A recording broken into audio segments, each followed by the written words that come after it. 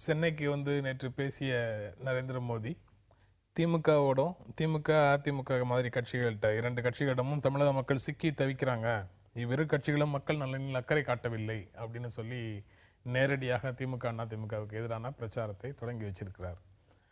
அவருடைய அந்த பிரச்சாரத்துக்கு நீங்க என்ன சொல்ல விரும்புறீங்க? இல்லை, அவர் இன்றைக்கு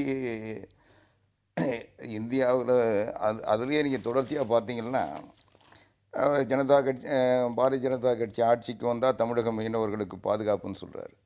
இவரால் குஜராத் மீனவர்களே பாதுகாக்க முடியல. இன்றைக்கி குஜராத் மீனவர்கள் பல பேர் மீன் பிடிக்க போனவங்க பாகிஸ்தான் சிறையில் இருக்கிறாங்க.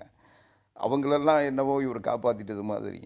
ஆக இன்றைக்கு அவருடைய பிரச்சார யுக்தியினுடைய வடிவம் தான் இது ஒழிய இதில் ஒன்றும் அவர் பெருசாக சொல்கிறதுல ஆராய்ச்சி பண்ண வேண்டிய அவசியமோ அல்லது உண்மைத்தன்மை இருக்குமான்னு கூட யோசிக்க வேண்டிய நிர்பந்தமோ இல்லை. இல்லை, நரேந்திர மோடியே விட்டுருங்க, அவர் சொன்னாருங்கிறத விட்டுட்டு நீங்கள் எடுத்து பார்த்தீங்கன்னா இதே மாதிரி குற்றச்சாட்டுகளை இங்கே இருக்கிற தமிழர் யூனியன்லேருந்து இப்போ இடதுசாரிகள் உள்ளிட்ட பலரும் இதே மாதிரியான குற்றச்சாட்டுகளை முன் வச்சுட்டு தான் இருக்கிறாங்க.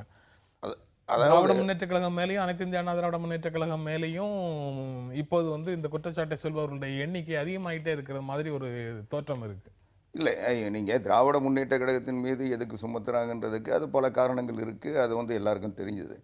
ஆனால் அனைத்து இந்திய அண்ணா திராவிட முன்னேற்ற கழகத்தின் மீது சுமத்துவதற்கு அடிப்படை காரணம், அதை எதிர்ப்பதற்கு ஒரு காரணத்தை உருவாக்கி கொள்ள முடியாதவர்கள், சரியான காரணம் இல்லாதனால ஒரு திமுகவோட அதை இணைச்சி ரெண்டு பேரும் ஒருத்தருக்கு ஒருத்தர் போட்டி அரசியல் நடத்துகிறாங்க. வேறு நாட்டு நலன் சார்ந்த எந்த திட்டங்களையும் கொண்டு வர்றதில்லை அல்லது நாட்டு நலன் சார்ந்த நடவடிக்கைகள் எடுப்பதில்லை என்ற ஒரு தோற்றத்தை உருவாக்க முயற்சி பண்ணுறாங்க. இன்றைக்கு இடதுசாரிகள் அவங்க கேட்ட சீட்டை கொடுத்துட்டு இருந்தால் அதிமுகவோட இந்தியாவில் எந்த கட்சியும் நல்ல கட்சி இல்லைன்னு சொல்லியிருப்பாங்க.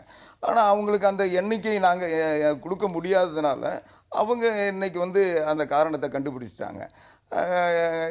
ஏன்னா அவங்களுடைய நடவடிக்கைகள் என்பது இன்றைக்கு காங்கிரஸை மறுபடியும் ஆட்சியில் அமர்த்ததுக்குரிய ஒரு முயற்சியாக இருக்குமோன்ற சந்தேகம் இன்றைக்கு அனைத்து இந்திய அண்ணா திராவிட முன்னேற்ற கழகத்துக்கு வந்திருக்கு. என்ன காரணம்னா அவங்க மாற்று சக்தி காங்கிரஸ் பாரதிய ஜனதாவுக்கு மாற்று சக்தியை உருவாக்குறோம் என்ற பெயரில் மாற்று சக்தி உருவாவதை தடுத்து கொண்டிருக்கிறார்கள். அவர்கள் சுயநலம் சார்ந்த அரசியலை முன்வைத்து இன்றைக்கு அவர்கள் பலகீனத்தை மறைப்பதற்காக எதையோ பெரிய இந்தியாவில் ஒரு மாற்றத்தை கொண்டு வரக்கூடிய ஆற்றலும் சக்தியும் வலிமையும் அவங்களுக்கு தோற்றத்தையும் மக்கள் தந்துட்டது போலையும் அதை அதிமுக ஏற்றுக்காத போலையும் நினைக்கிறாங்க. ஆனால் இன்றைக்கி பார்த்திங்கன்னா அவங்க இன்றைக்கி கூட இந்த தேர்தலில் அவங்க இந்த காங்கிரஸை வீழ்த்துவதற்கு எந்த முயற்சியும் செய்யலை. அவங்க முயற்சி செய்யாததனுடைய விளைவு இன்றைக்கு பாரதிய ஜனதா கட்சி போன்ற கட்சிகள் அந்த இடத்தை கைப்பற்றுவதற்குரிய சூழல் உருவாகி இருக்கிறது என்பதுதான் யதார்த்தம். நீங்கள் இந்த மாதிரி திராவிட முன்னேற்ற கழகத்துக்கும் அதிமுகவுக்கும் ஆதரவு கொடுக்காத ஒரு பிரச்சாரத்தை இடதுசாரிகள் செஞ்சுட்டு வரும்போது திமுக அதிமுகவுக்கு எதிராக நடக்கக்கூடிய பிரச்சாரத்துக்கான கவுண்டரையும் ஒன்று சொல்கிறாங்க. இரு கட்சி ஆட்சி முயற்சியை மக்கள் முறியடிக்க வேண்டும் அப்படின்னு டி ராஜா பேசியிருக்கிறாரு. பாரதிய ஜனதா கட்சியோ அல்லது காங்கிரஸ் கட்சியோ தான் இங்கு தலைமை தாங்கி ஒரு ஆட்சியை நடத்த முடியும், மாநில கட்சிகளால் முடியாதுங்கிற கருத்தை வலியுறுத்துவதற்காக தமிழ்நாட்டில் வலிமையாக இருக்கக்கூடிய திமுகவையும் அதிமுகவையும் அந்த இரண்டு கட்சிகளும் விமர்சித்து பேசுது அப்படிங்கிறத அவர் குறிப்பிடுறாரு. அந்த கருத்தை நீங்கள் எப்படி பார்க்குறீங்க? இல்லை, ரெண்டையுமே சேர்த்து சொல்லிடலாம்னு நினைக்கிறேன். முதல்ல என்னென்னா, இன்றைக்கி ஒரு தமிழகம் இந்தியா முழுவதிலும் பல முறை பயணங்கள் செய்தவன், மக்களை சந்தித்தவன் என்கிற அடிப்படையில் தமிழகத்தை பொறுத்தவரை தமிழகம் இன்று இருக்கக்கூடிய நிலை இருக்கு இல்லையா, இதை இந்தியாவினுடைய எந்த மாநிலத்தோடையும் நம்மால் ஒப்பிட முடியாது. அவ்வளோ வளர்ச்சி பெற்ற மாநிலமாக தமிழகம் விளங்குது. திமுக அதிமுக ஆகிய இரு கட்சிகள் இந்த தமிழகத்துக்கு செய்திருக்கு, எக்கச்சக்கமாக செய்திருக்கு. ஆனால் நாம் இங்கே குறைப்படுவோம் ஏனென்றால் நாம் இன்னும் அதிகமாக எதிர்பார்க்கிறோம். ஆனால் இந்திய சராசரியில் பார்க்க போனால் தமிழகம் கல்வியாக இருக்கட்டும், சுகாதாரமாக இருக்கட்டும், அடிப்படை கட்டமைப்பாக இருக்கட்டும், இந்தியாவில் வேறு எந்த மாநிலத்தையும் நாம் தமிழகத்தோடு ஒப்பிட முடியாது. ஒரே விஷயம், திராவிட கட்சிகளுக்கு நரேந்திர மோடியை போல் ஒரு பெரிய மக்கள் தொடர்பு செஞ்சு இதை விளம்பரப்படுத்தலை. அவங்க மக்களுக்கு செஞ்சாங்க, மக்களுக்கு தெரிஞ்சால் போதும் அப்படின்னு விட்டுட்டாங்க. அப்போ ரெண்டு விஷயம் இருக்குது, இவங்களுடைய போதாமைகள் இருக்குது, அது மேம்படணும் ஒன்று. ஆனால் இன்றைய நிலையில் தமிழகம் உண்மையிலேயே இந்தியாவினுடைய ஒரு முன்மாதிரி மாநிலமாகத்தான் இருக்குது. அது அந்த உண்மையை நம்ம இந்த இடத்துல சொல்லியே ஆக வேண்டும். இன்னொரு புறம் இந்த இருகட்சி ஆட்சி முறை என்பது மீண்டும் மீண்டும் இந்த இருகட்சி ஆட்சி முறை, இன்னும் சொல்லப்போனால் இந்த சதவீதங்களின் அடிப்படையில் எம்பிக்கள், இது ரெண்டுமே தொடர்ச்சியாக இங்கே பேசப்பட்டு கொண்டே இருக்குது. இது ஏன் பேசப்படுதுன்னா, இங்கே இருக்கக்கூடிய ஒரு ஜனநாயக அப்பாரட்டஸ், ஒரு ஜனநாயக கட்டமைப்பை சீர்குலைப்பதற்காகத்தான் இந்த இருகட்சி ஆட்சி முறையை தொடர்ந்து பரிந்துரைக்கிறாங்க. நிச்சயமாக இது ஒரு மிகப்பெரிய ஆபத்து. அந்த ஆபத்தை தான் தோழர் ராஜா அவர்கள் சுட்டிக்காட்டியிருக்கிறார் என்று நினைக்கிறேன். ஏனென்றால் தொடர்ச்சியாக ஒன்று பேசுகிறாங்க, என்னென்னா ஸ்திரத்தன்மையை பற்றி பேசுகிறாங்க. ஒரு அன்ஸ்டெபிலிட்டி, ஸ்டேபிள் கவர்மெண்ட் வேணும். ஸ்டேபிள் கவர்மெண்ட் யாருக்கு வேணும்? நமக்கு ஸ்டேபிள் கவர்மெண்ட்டினுடைய அவசியமே இல்லை. மக்கள் ஸ்டேபிள் கவர்மெண்ட்டை எல்லாம் விரும்பலை. முதலாளிகளுக்கு தான் ஸ்டேபிளான ஒரு கவர்மெண்ட் வேணும் என்றால் அவர்களுடைய கல்லாவை நிரப்ப, அவர்களுடைய கோப்புகள் தங்கு தடை இல்லாமல் போக. அப்போ இந்த ஸ்டேபிள் கவர்மெண்ட் அப்படின்னு சொல்கிறதே ஒரு கெட்ட வார்த்தைன்னு தான் நான் நினைக்கிறேன். மக்களுக்கு ஸ்டேபிளாக நன்மை செய்யக்கூடிய ஒரு அரசு வேணும். ஆனால் இங்கே இந்த ஸ்டெபிலிட்டியை பற்றி பேசும்போது எல்லாமே முதலாளிகளும் பெருமுதலாளிகளும் பங்குச்சந்தையும் இந்த பெருவர்த்தகமும் தான் இந்த ஸ்டெபிலிட்டியை விரும்பிக்கிட்டே இருக்குது. அப்போ இன்றைக்கி நாம் அதற்காகத்தான் அவங்க என்ன நினைக்கிறாங்கன்னா, இரு கட்சி ஆட்சி முறை என்றால் நம்ம இந்த அரசியல் குழப்பங்களை எல்லாம் முற்றாக மறந்துடலாம். ஏனென்றால் வேறொரு வகையாக காங்கிரஸ் பிஜேபி என்று எடுத்துக்கொண்டே இல்லையா, இந்த இரு கட்சிகளுக்குமே பொருளாதாரம் தொடங்கி எல்லா கொள்கைகளையுமே ஜெராக்ஸ் காப்பியை தான் ரெண்டு பேரும் கையில் வச்சுருக்காங்க. அது தமிழக மீனவராக இருக்கலாம், எந்த பிரச்சனையாகவும் இருக்கலாம்.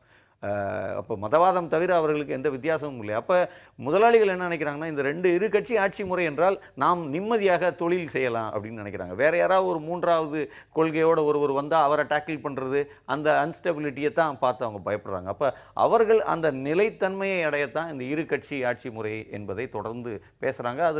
அது ரொம்ப ஜனநாயகத்திற்கு விரோதமானது. நீங்கள் இப்போ பேசிட்டு இருக்கிறதுலேருந்து ஒரு ஸ்டெப் அஹெட்டா முத்துகிருஷ்ணன் சொல்கிற மாதிரியான பிரச்சாரத்தை அதிமுக மேற்கொள்றதுக்கு வாய்ப்பு இருக்கா? இல்லை, அதாவது இரு கட்சி ஆட்சி முறை என்றது இரு கட்சி ஆட்சி முறை, அதை கொஞ்சம் எக்ஸ்டெண்ட் பண்ணுனா இரு கூட்டணி ஆட்சி முறை. இல்லை, இரு கூட்டணி தான் இப்போ நடக்குது. இரு கட்சின்றது கூட சொல்ல முடியாது. அந்த கட்சிகளை நோக்கி மற்ற கட்சிகளை ஈர்க்கிறாங்க.